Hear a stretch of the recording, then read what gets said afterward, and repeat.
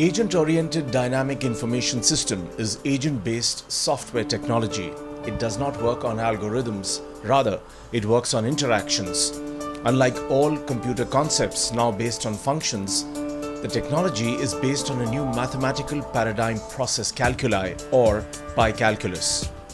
So the idea here is, if the idea is to coordinate many people or devices, then why don't we have the foundations of computing as communications rather than functions? That is what this technology is based on. This is the first time in the world that such a technology has been done. This software platform is utility-based and is charged on the number of interactions. It can integrate with any REST or representational state transfer, enable surround system with no programming. The technology caters to all organizations which have need for IT with limited budgets. The program, it's got a language in which you have to write. It's very simple. It has only 5 or 8 verbs to it. An average person can pick this up in a month. We are also building an editor. With that, an average person will be able to code without writing any single line of script. So it will be completely visual.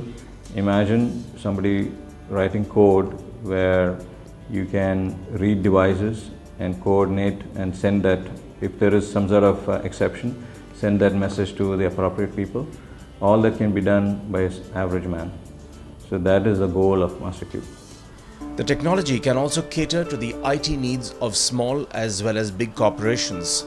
It has been developed as a standalone product but can be integrated with any existing IT systems with no programming, as long as these systems are available on an open protocol.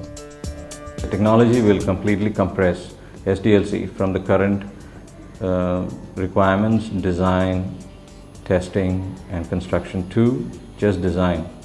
Just 1-2 cycles, which is close to 50% of the total requirements of computing.